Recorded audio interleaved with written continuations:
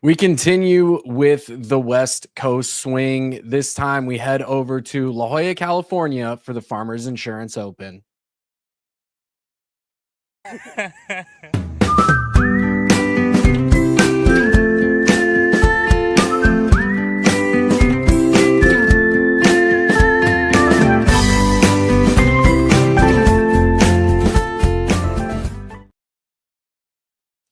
Welcome back, everybody. Ian is back this week as well, joining me as we take our chance to talk about the Farmers Insurance Open. But Ian, how are you doing this week?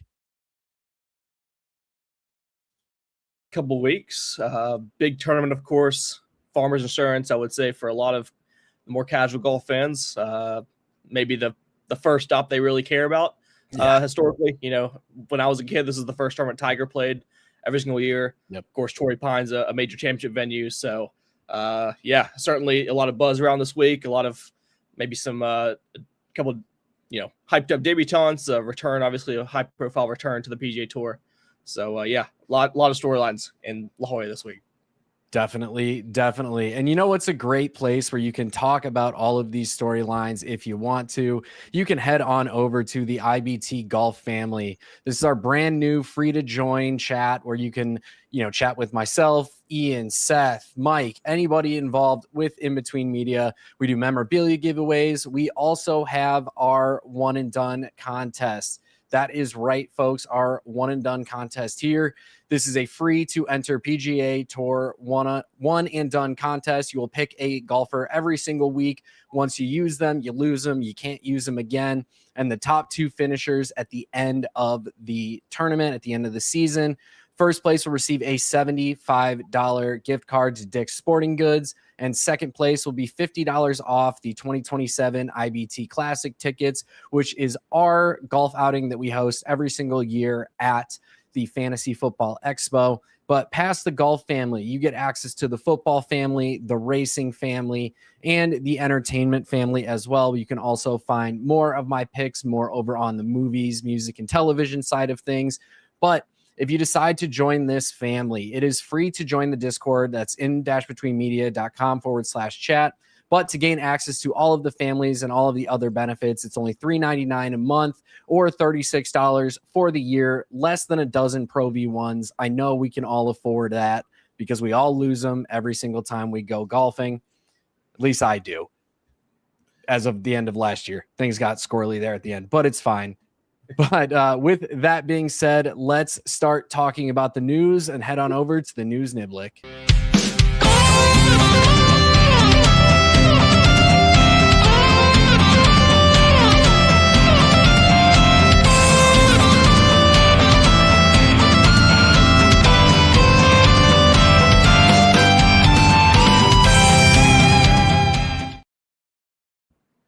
All right, Ian, we got to talk about it. I faded Scottie. I regret it. He secured number 20.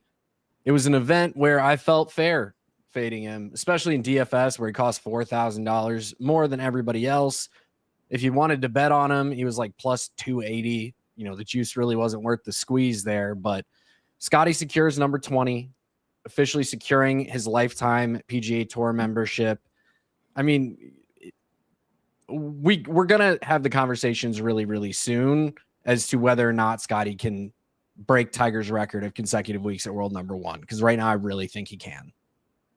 Yeah.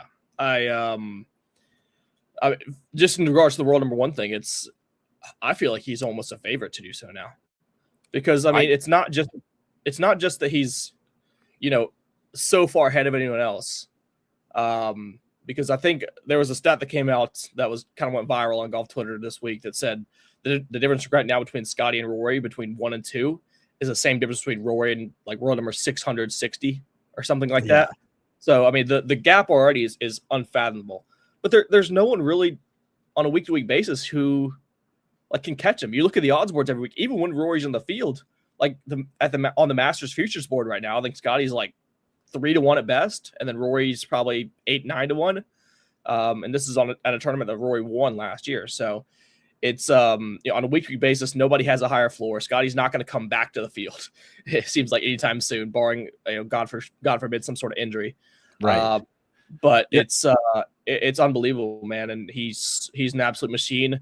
Like you said, I mean, last week, a golf course that I felt like historically has played really, really favorably to guys further down the board.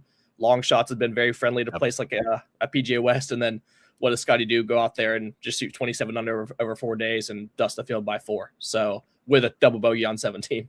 So, yeah, he's unbelievable. I mean, if you look at the stats like we do every single week, like there's never going to be a tournament where he's in attendance that he's not the clear top player in your modeling system or in your projection. So, yeah, it's scary stuff. I think I talked in pretty like we on my other show. I talked in detail about the without Scottie market last week at the Amex. Ultimately decided against it, just with the points that we all laid out. With it just being a shorter course, it's brought in long shots in the past. Hadn't finished top 10 there since his debut. Like, yeah, exactly. It didn't make a lot of sense to take worse numbers just because of Scottie in that week in particular. And I ended up with 2 guys that finished run up to. I had J-Day and McCarthy last week. So yep.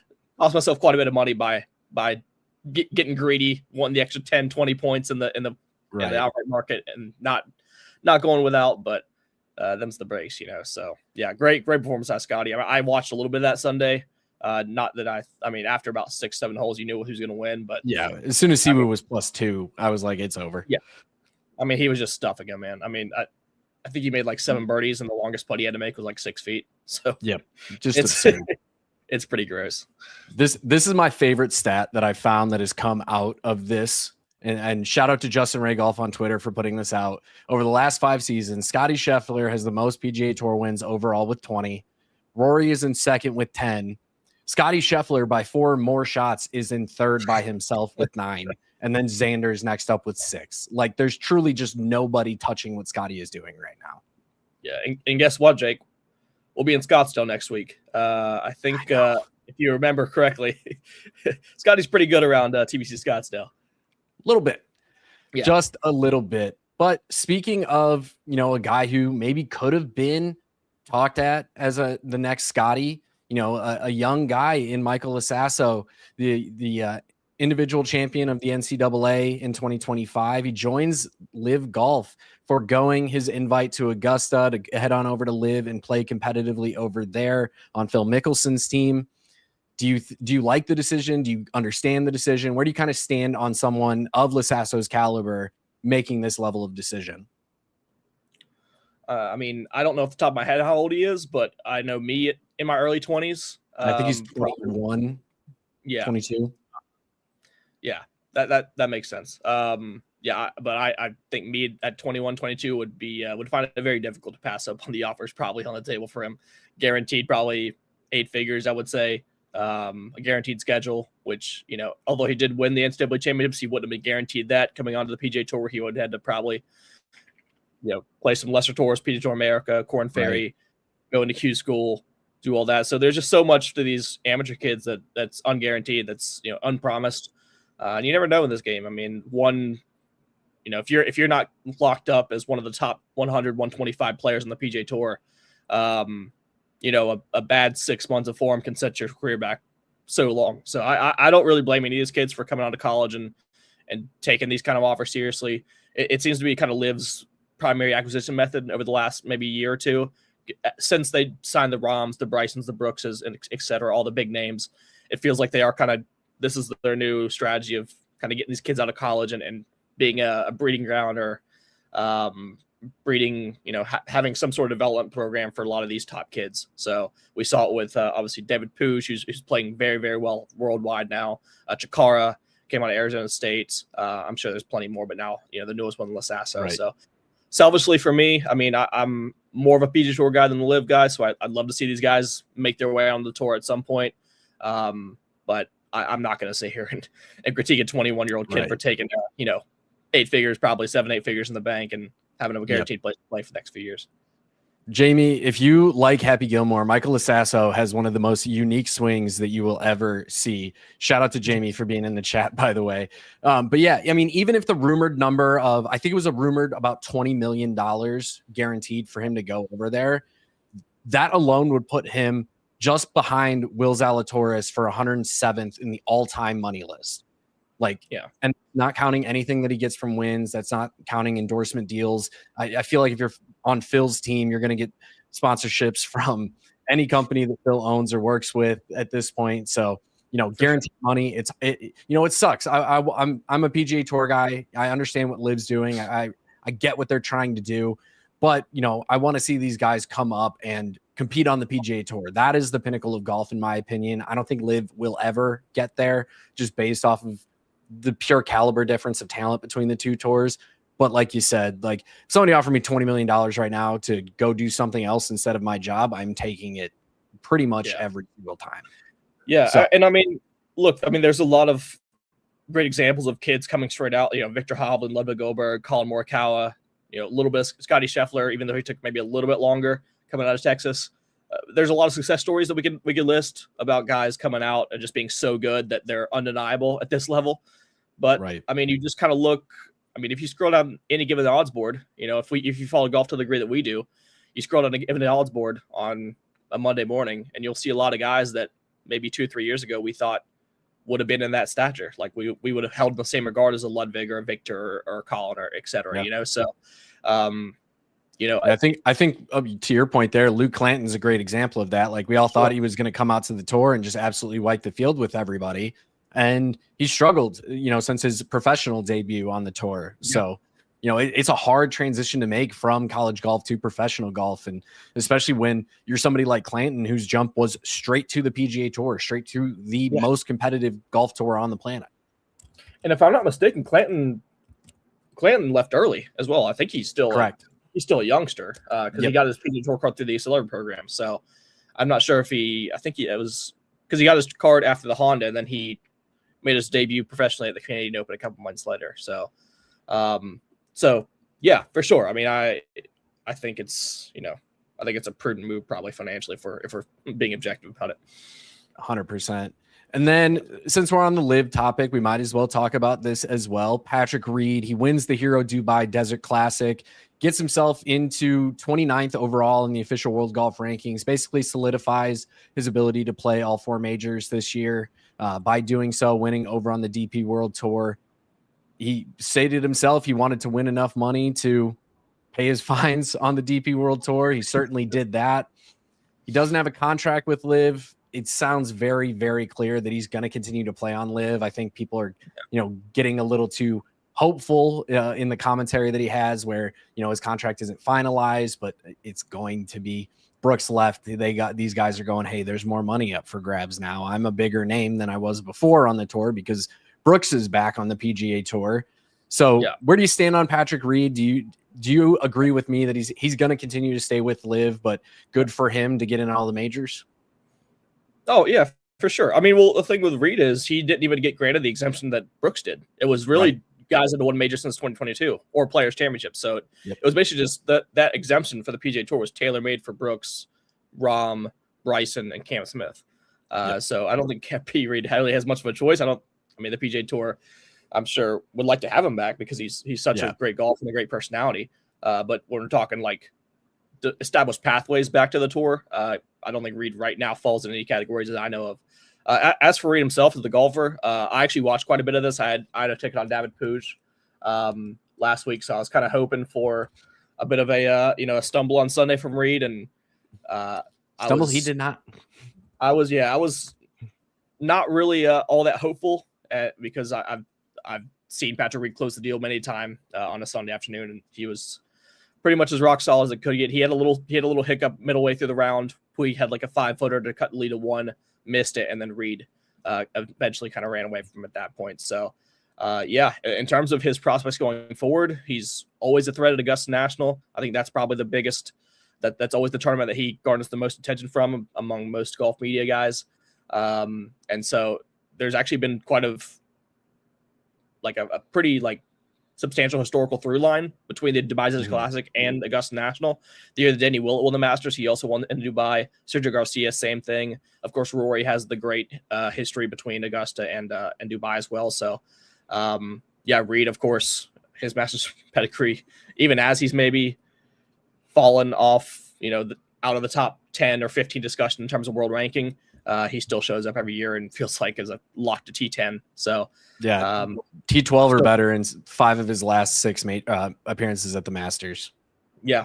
So, I mean, I think I've seen 90 to 1s floating around. Like it's always like a thing on golf Twitter. When someone wins an event, you always see the next day, like everyone's betting him for the major. But I think this one in particular does make a lot of sense. I've seen like 80, 90 to 1 out there. Take a 10, 15. I'm in on that odds. Yeah. It's hard for me to argue. 100%. Well, let's get to the tournament this week, but you can't get to the tournament without starting off with the Caddie notes.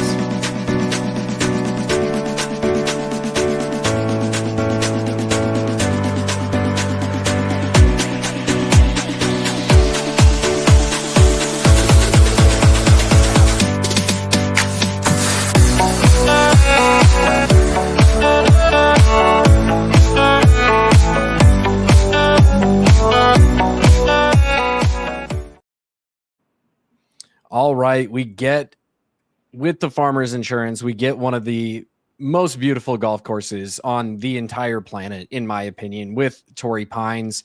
So Torrey Pines is broken up into 2 courses for those who aren't familiar, the North and the South course. The North is the easier of the 2 courses, typically averages about 2.5 strokes easier. We'll only see that for 1 round on either Thursday or Friday for players. The other 3 rounds will all be played at the harder of the 2, the South course. But La Jolla, California, looks like it's going to be beautiful weather. Maybe the only thing we're really dealing with is the marine layer, but par 72, North course coming in at a hair over 7,250 yards. Compare that to the South course coming in at over 7,750 yards. Quite the difference between the 2. The actual playing surface is going to be very similar between them, with kikuyu grass, ryegrass blends throughout, and then creeping bent grass, Poa Nua hybrid greens, which for those who aren't familiar, Poa is typically a more bumpy putting service. Definitely can do a little bit more to the golf ball. And when you add the creeping bent grass into it, this is one of the only courses, especially on the PGA Tour, that does this. It just makes Poa more Poa. It's more bumpy. Things are going to be even harder for putting on the green there. But, Ian, what do you find kind of to be some of the keys when looking at players for a place like Torrey Pines? Yeah, hard to find a bigger dichotomy on the PGA Tour week to week than what we've seen from, if we would have spoken last week at the Amex versus this week at Torrey Pines. Right. I think if you have your statistical model for the Amex, you can pretty much throw every stat out going into this week and just kind of take the opposite. The difference in length you've already mentioned, almost 7,800 yards here at Torrey Pines South. It's hosted 2 major championships for a reason. And those major championships, it's been, I think Tiger was at 1 under heading to the playoff with Rocco, and then Rahm won at 6 under. So, yeah, big boy golf course for sure. It's going to be fun viewing experience, given that, guys can go both ways on the leaderboard. A 3 under round can vault you 20 spots, or you can see guys fall pretty quickly into, out of relevance with a couple bad holes on a Saturday or Sunday. So, yeah, really, really fun event. I think I like its spot in the schedule. It's kind of our first true major championship-esque test. Yep. So a lot of these guys that are making their debuts or have only played once this year are going to get a real look under the microscope this week into kind of where the game is at. And Torrey Pines South can certainly expose, some inefficiencies with your ball striking, with your short game. So, in terms of key stats, I think you keep it pretty simple this week. This is a week where, Torrey Pines is an iconic golf course. It's not the most nuanced. It's kind of like a pitcher in baseball that just throws 100 miles an hour and just says, go hit it. A lot of holes that are just narrow fairways, long rough, 480, 490, 500-yard par 4s, long par 3s.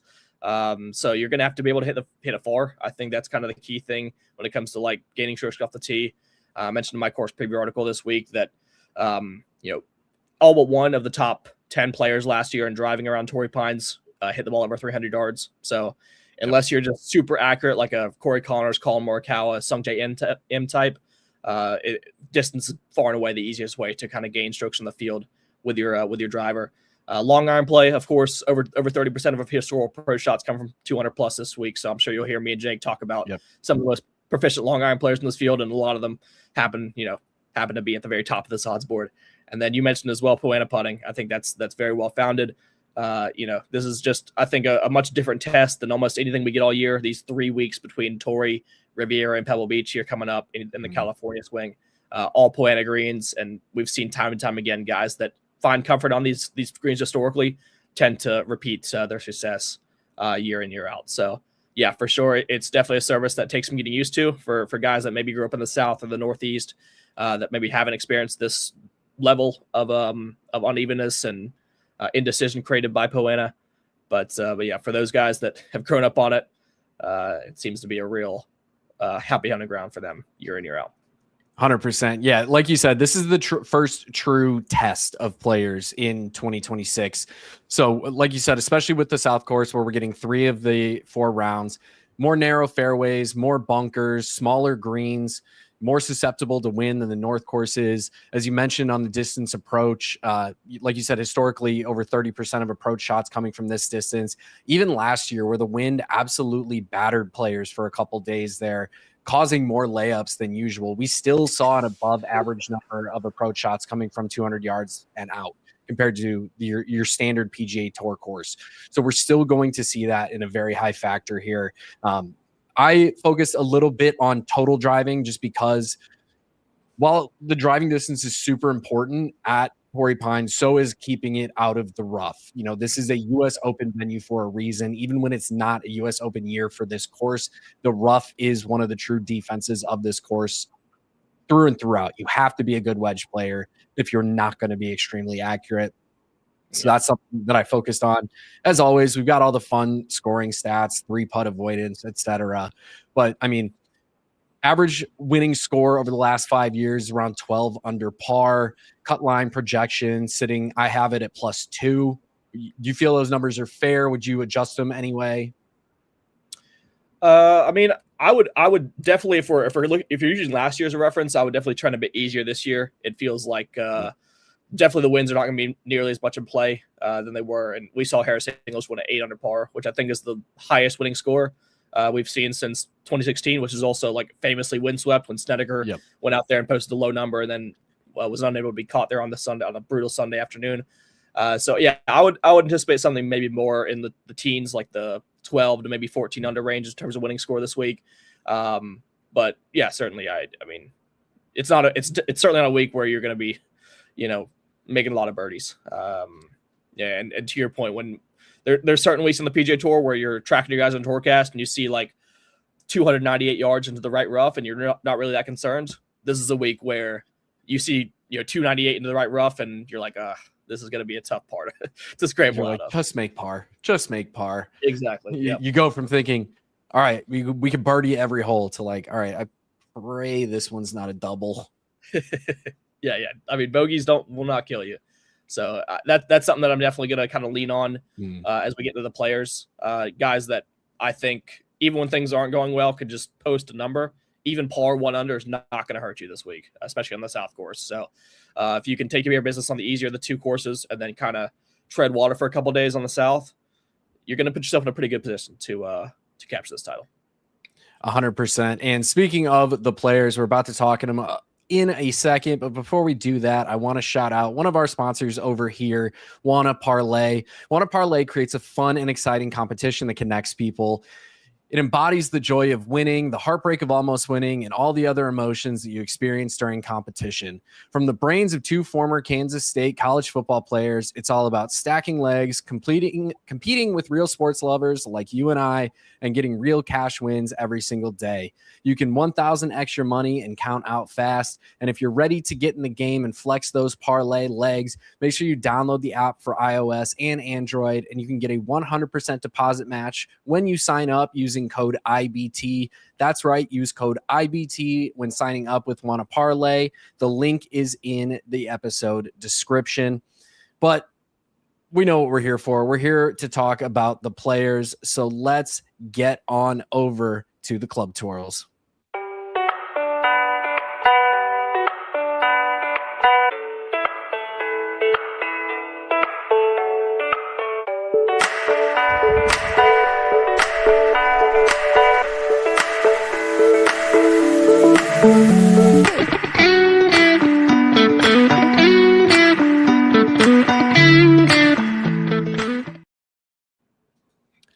saw this comment come through. Sia, shout out to you for tuning into the stream. We're happy to have you here.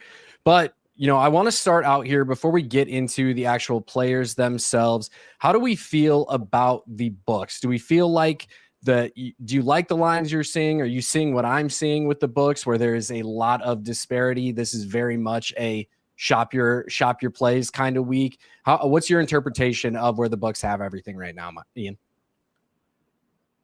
I think it could have been a lot worse. To be Agreed. Honest. True. I think this field, we'll get into it obviously with some of the favorites in the mid tier. But I think there's kind of a pretty clear top 2 to top 3 at the top. Yep.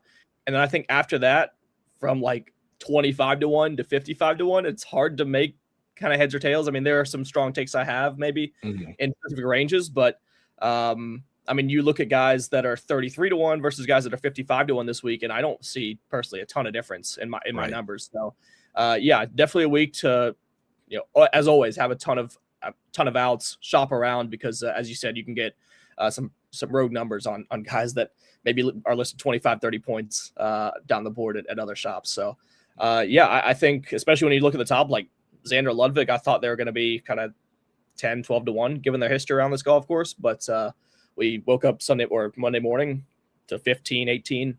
I think we got maybe a little bit of a deal. Maybe books just made so much money than Scottie Secures winning last week. Probably. And, they're like, we'll get some bad. Throwing us a bone before he comes back next week.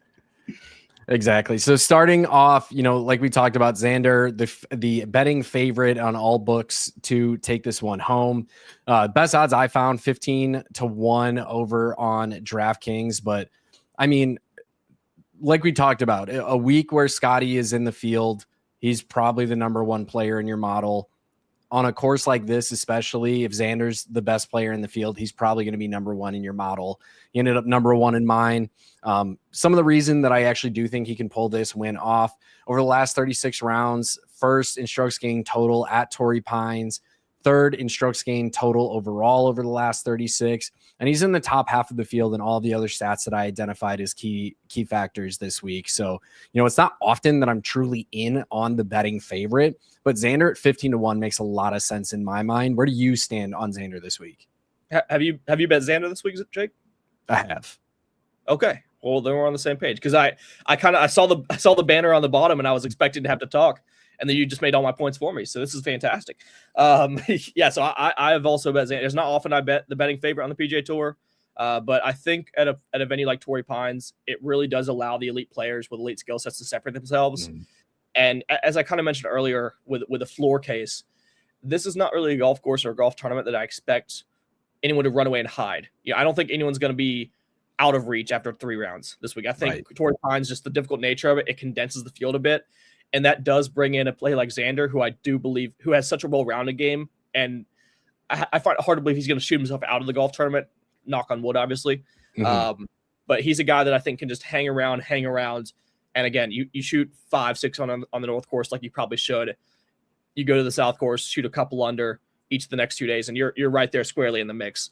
So I think, we always talk about upside cases when it comes to outright bets, which is still important. You still need that upper percentile range. You're not going to be able to play your B game on the PGA Tour and win a golf tournament. But Xander having that just inherent floor where he can put together a round of 71, 72, even when things aren't all firing, I think it's super, super important. Just in the stats, I mean, he's never lost strokes off the tee at Torrey Pines. He's maybe the best long arm player in the world over the last 2 years. Short game, putting, both rock solid as well. So, when it comes to even the top of this board, I think he's kind of in a class of his own in terms of just all-around skill set. Even though Ludwig won here last year, even though I respect Ludwig's game so much, I still do put Xander in a slightly higher regard. So, given that they're kind of just 2 points apart, 2-3 points apart on odds boards, I did make the leap on Schauffele this week. So I'm right there with you, 15 to 1 to start the card.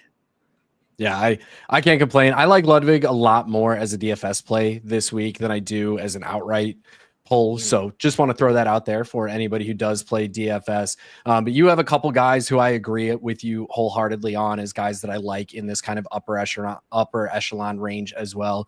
Let's start off with Jason Day, playing some great golf last week. Came tied for second. Seems like he's finally healthy again for what seems like the first time in a few years. Where do you stand on J-Day? Where did he rate out for you? I was on him last week, as I said, at the Amex. Finished G2. Of course, he's playing really well. The putter and chipping especially looked really dialed in, which will be key this week. So I do have my questions about J-Day. I haven't bet him this week. I mean, we were getting a 90-1 last week at Amex, and now we have to pay 35-1 here at Torrey. The sticker shot kind of got me a little bit for sure. And you couple that with the fact that, I mean, let's face it, man. I love Jason Day. He's one of my favorite players of all time. He's half Filipino, just like me. But he's 38 years old, and he can't really move it as well as he did 10 years ago. 10 years ago, Jason Day was hitting as far as anybody on the PGA Tour, hitting those high, soft 5-irons, the long irons, and the greens. Like, he was tailor-made. That skill set was tailor-made for a place like Torrey. Yep. Now I feel like you look at his recent results and some of the best tournaments he's had in 2025, 2024, it's been at places like Amex, Wedge Fest, easy score conditions, shorter golf course, Travelers Championship, right? One of the shortest golf courses on the PGA Tour, like less than 7,000 yards. He's certainly capable, I would say, of dialing a short game into a degree to where he can just chip and putt his way around Torrey Pines, make some just ugly pars, capitalize on the par fives, hopefully, and stick around. But I don't see any reason to be jumping up the odds board, 50, 60 points to bet him this week as opposed to a place like Amex last week. So I think maybe slightly inflated based on what I see.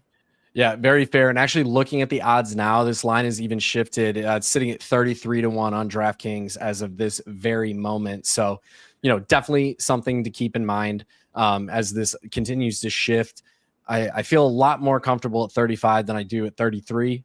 I know people are going to say, is 2 points really that big of a difference? It is. So when you start to look at the other values that you can get in certain ranges, it's something that you definitely have to keep in mind. Another name thrown out there this week, Hideki Matsuyama, getting him right now. I'm going to live check his line just to make sure he's actually gone down a little bit. He's sitting at 31-1 over on DraftKings. A guy, I think he came in second in my model this week. So I think he's got a really strong chance, doesn't have the history of a Jason Day here. I mean, Jason Day at Torrey Pines, 2-time winner, 6 other top 10 finishes here. He's clearly got it at Torrey Pines historically. We haven't always seen that out of Hideki here. How do you feel about him? Yeah. I'm very big on Hideki this week. He's my second bet of the week. Not often I bet a 15 to 30-1, but a place like Torrey Pines this week, I'm going to kind of keep the card a little bit more concise, not really deal as much into long shots on the betting card. But yeah, Hideki for me, if you're looking to buy stock on Hideki heading into 2026, I think the Sony was a really nice data point to start with. He finished 13th on the week, but lost over 2 shots putting. He gained 8.4 shots from tee to green over the 4 days at Waialae, which was the third best mark on the field.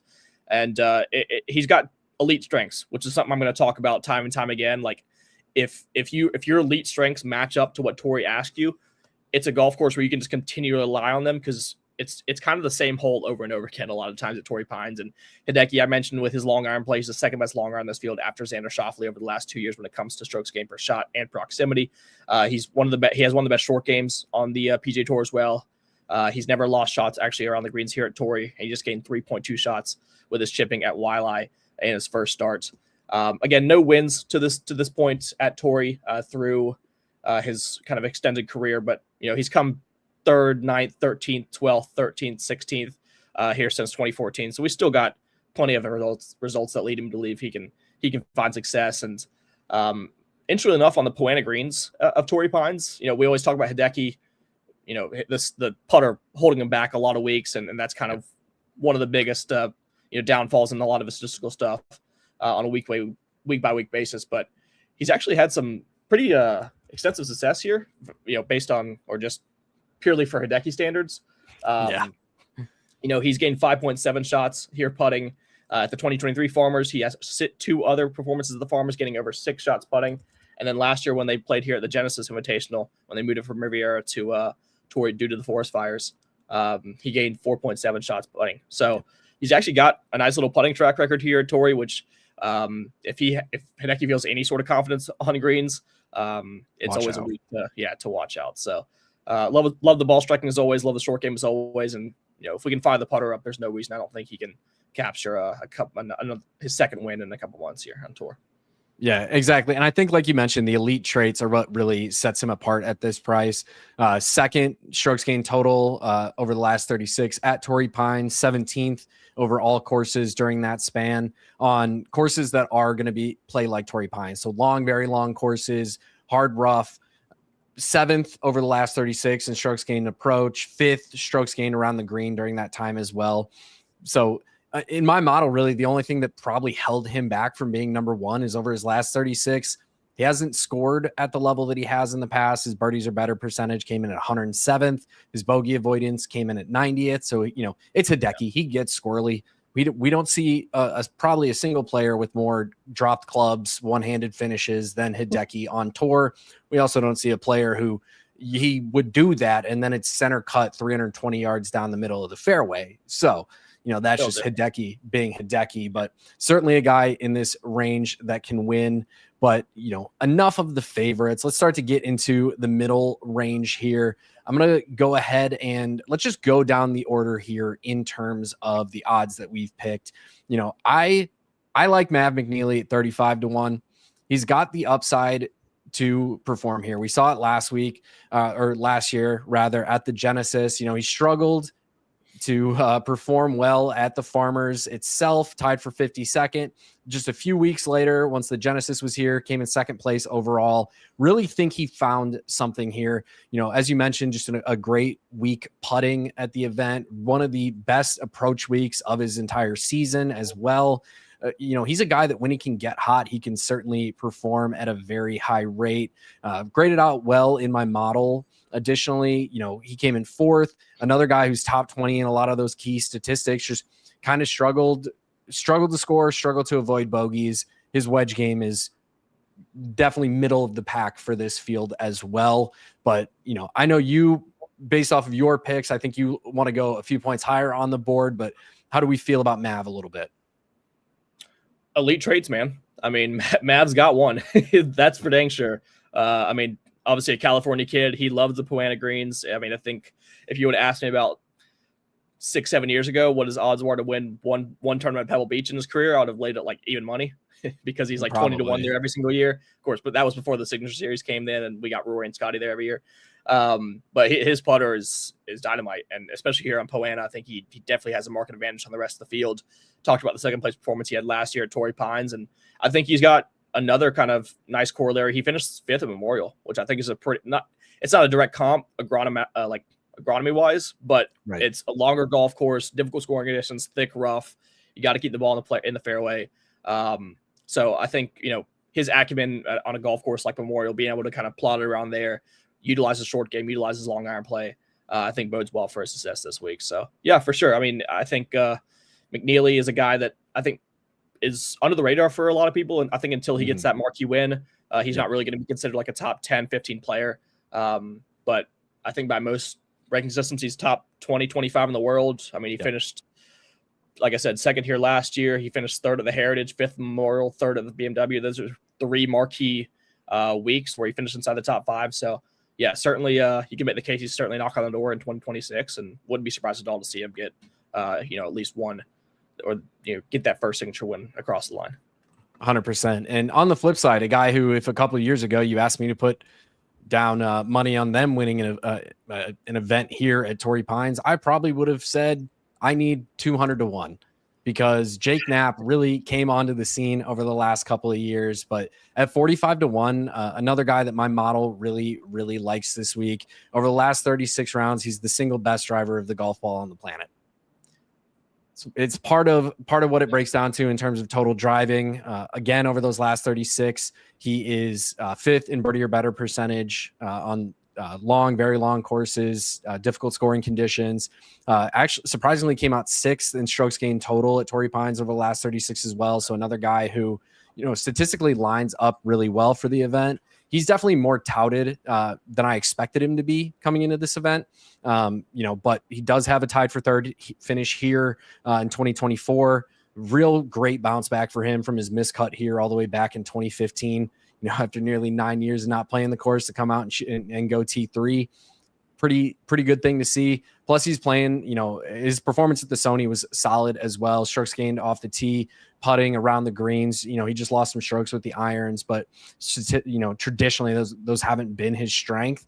But he's a guy that, one of the best drivers of the golf ball on the planet. You have to take a shot on those sometimes.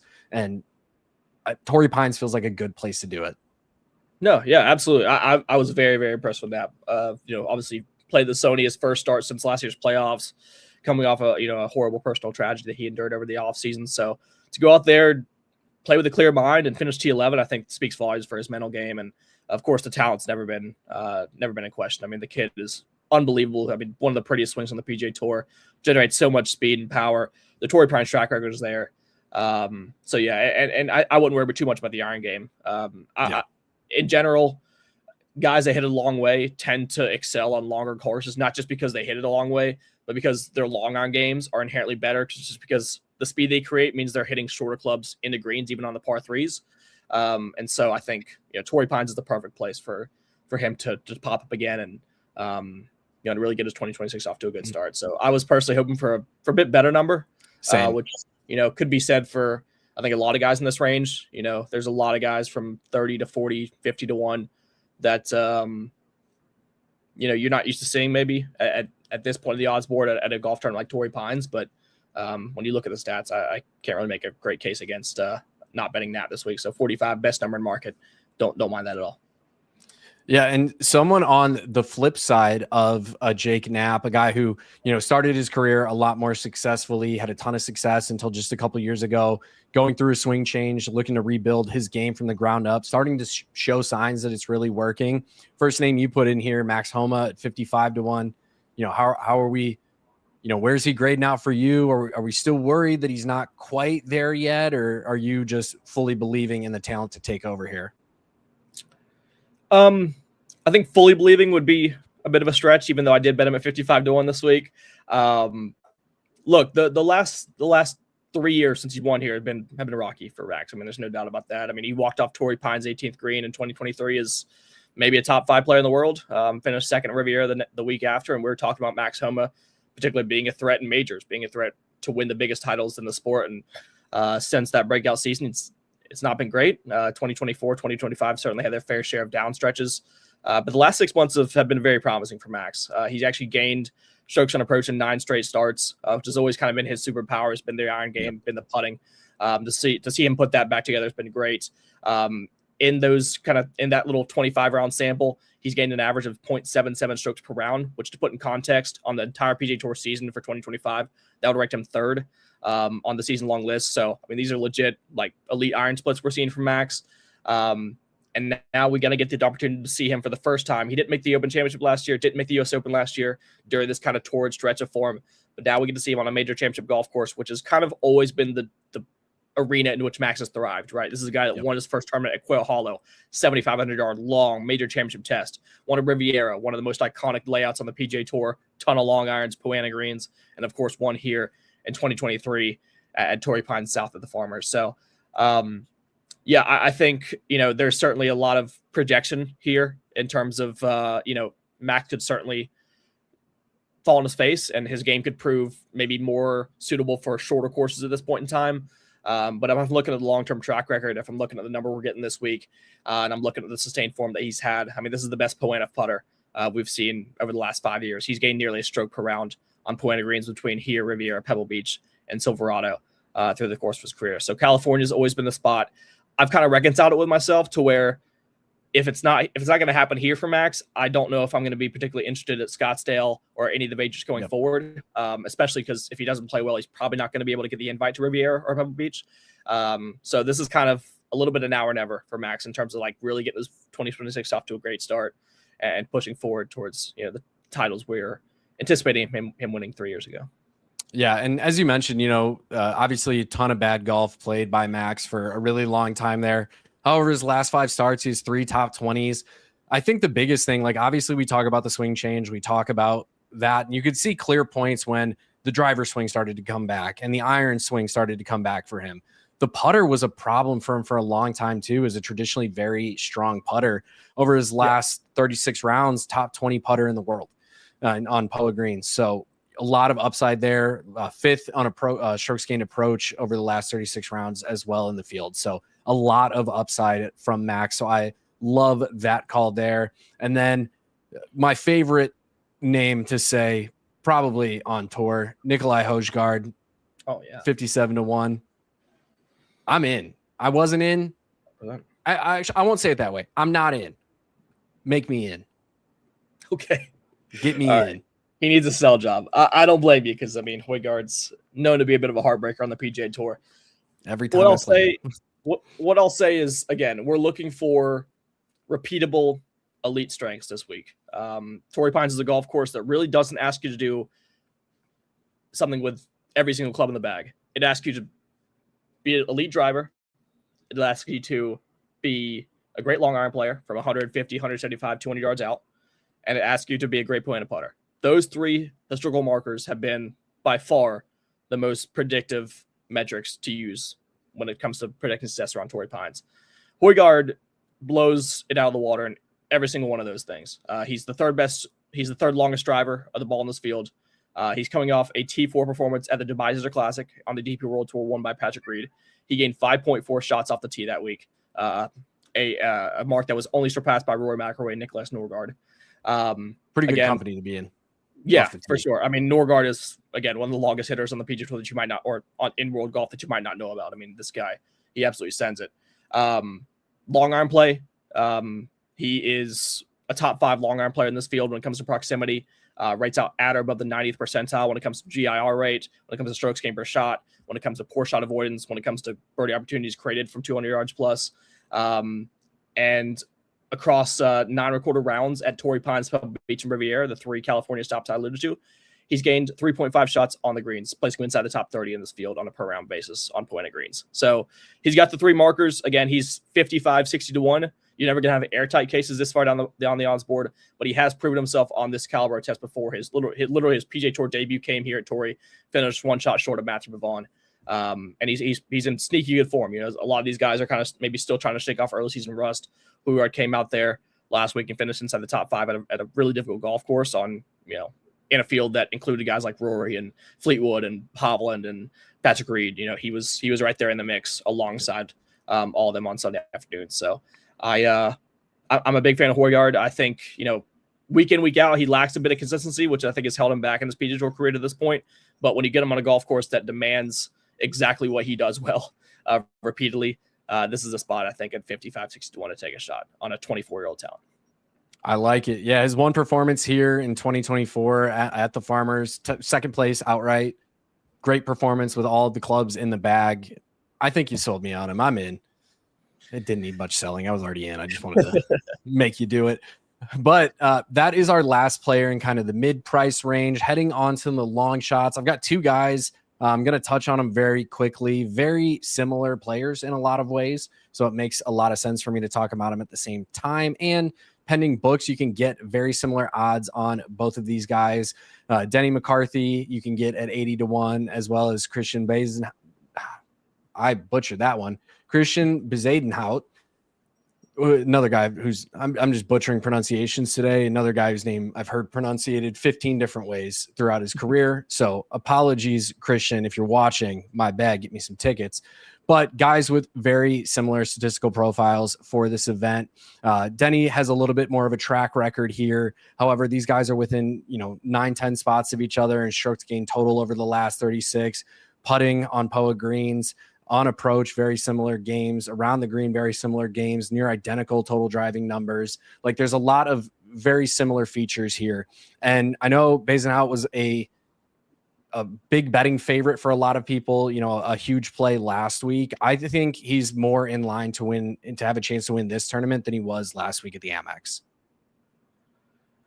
Yeah, I think it's a different projection this week than last week, because when I think of Seabez, I don't really consider him. I consider him more of a throw on shorter golf courses just due to his deficiencies off the tee. Because I mean, he's pretty clearly one of the worst drivers of the ball in this field, but he makes up for it in other ways. His short game, of course, is elite. His putting is elite, and he's playing really well in approach. The last 3 starts, he's gained 1.26, 1.75, and 0.96 shots per round on approach, which are legit elite numbers. So it's good to see him coming around in those facets. And if he can keep it in play around the South course, that would be my main concern around him. But if he can, just kind of tread water the field off the tee, the rest of his game can certainly make up for it. So for me, I think the Amex is probably a safer projection just because he's played better there in the past. And the wedge game and the putting, I think, plays a little bit higher of a factor at a golf course like that. But yeah, certainly place like Torrey Pines, just go out there, scramble your ass off for a couple rounds, and you never know, he could easily end up in the top 10, top 20 by week's end. 100%. I liked your plays better anyway. I couldn't take all the good names. So tell me about the young South African. Yeah, it's my turn to have to pronounce the Safa name. Aldrich Potgieter, 150 to 1 right now on 365. A guy that I think, I'm personally a big fan of his. I hit him at 100. I had 100 to 1 last year at the Rocket Mortgage Classic. So I was there for his first win. I was also there for his biggest heartbreak when he lost to Campbell in Mexico. So I've been through the Potgieter ringer a few times myself. And certainly between that first and second place finish last year, he had a lot of pretty bad golf. Let's just be frank. But Torrey Pines is a golf course that I think suits his suitability to a tee. You talk about those two golf courses I mentioned earlier, Rocket Mortgage and Vedanta Varsha for the Mexico Open, both long, wide open golf courses where you can afford to miss big. And he can kind of just unleash his biggest weapon, which by far is his driver. The longest driver of the golf ball in this field. He is at 330, 340 at times. And we saw last year, here at the Farmers Insurance Open, his debut started Torrey Pines. He finished 15th, which I think was maybe a little bit, he might feel a little bit hard done by, given that he was inside the top 5 after 3 rounds. But if you look at the stats, the stats profile, he literally finished 15th here purely on the back of his driver. He gained 5.3 shots total for the week. 5.5 of those were off the tee. So he lost an approach and he lost with a short game. The fact that he hit at 330 was enough to vault him into 15th place finish. Playing contention. Yeah, exactly. And I don't think this is a guy that has like a broken approach game or a broken putter. We talk about guys all the time where if they putt well this week, then I'm guilty with Colin Morikawa. If he putts well this week, he's going to win or he's going to contend. Potgieter, he doesn't have like the bugaboo. It's really just inconsistencies, and he struggles a lot in golf courses where he has to hit fairways routinely and he has to keep the ball in play. Places like the St. Jude, places like Bay Hill, where there's water present, and he really has to kind of hone in those misses. Torrey Pines, if you miss the fairway by this much or by 30 yards, it's pretty much the same. It's the same approach. So I love Potgieter in this kind of format where he can just unleash off the tee. We can see the air show come through again. Is he going to win Torrey Pines? Smart money's on no, but 150 to 1, I think, especially in top 10, top 20 markets, DFS formats. I think he's certainly a great budget option in those arenas. So love Potgieter this week. And there's not many weeks where I can really come on here and give a strong, confident case for him. I love the kid. He's still got some more to do with some other facets of his game, but at a place 7,700 yards, Torrey Pines, I think this is a place where he can really make some noise. 100%. And sneaky good POA putter, 25th in strokes gained on POA over the last 36. So sneaky good putter on this type of surface as well. So something to keep in mind. Additionally, you've got another name. The last time I made you sell me on somebody, I was kidding. This time I might need a little bit of a sell on Kris Ventura. Yeah, I don't blame you. It's going to be hard for me to sell him to win the golf tournament. He's sitting at 175 to 1. He needs to sell to anybody betting that. He's far down the odds board for sure.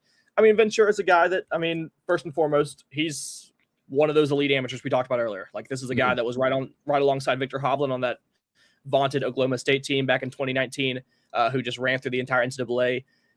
Didn't get off to the same kind of start as his college teammate, but I think he's steadily shown signs as his career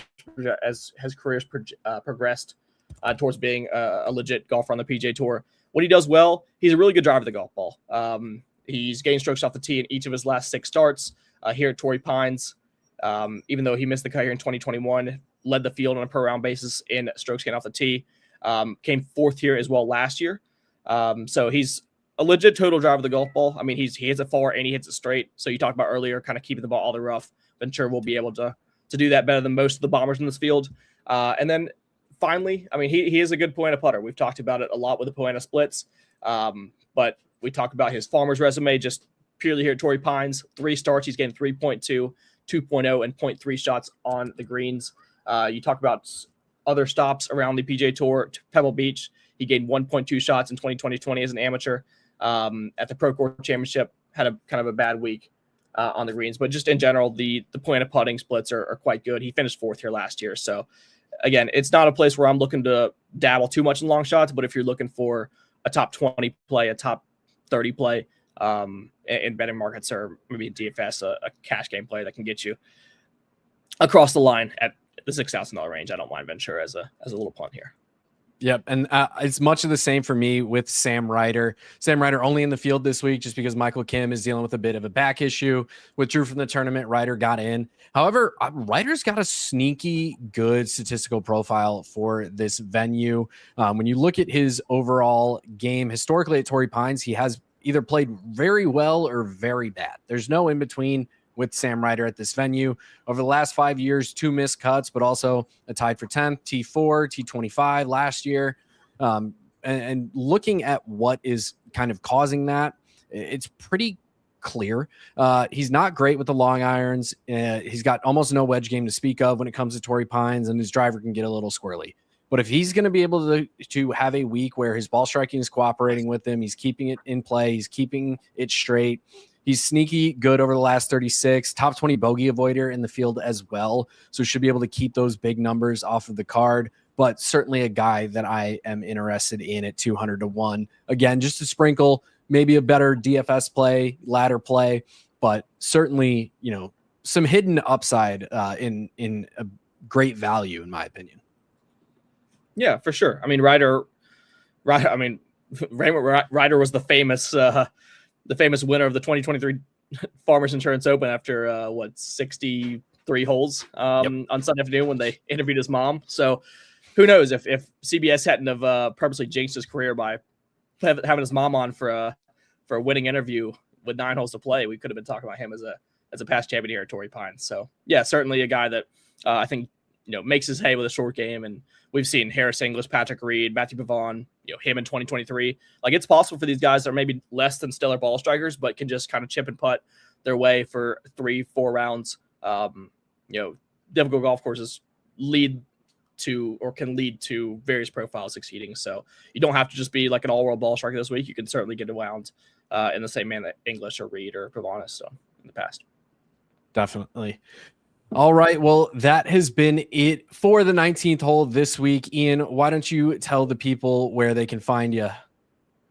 Yeah, man. As always, flag_hunting. As you can see, Seth and the gang at IBT kindly put the banner there for me. So that's exactly how I spell it. Flag_hunting on Twitter. Post all my weekly articles there. I post all my betting picks, and of course, we got NASCAR in the fold coming up in a couple weeks here. So we do a little bit of NASCAR content as well. My guy Kris at Flag Hunting does some NASCAR stuff. So yeah, Flag Hunting is where you can find all my stuff, Rotoballer PGA, and I'll be here on the 19th hole hopefully soon enough to talk some more golf.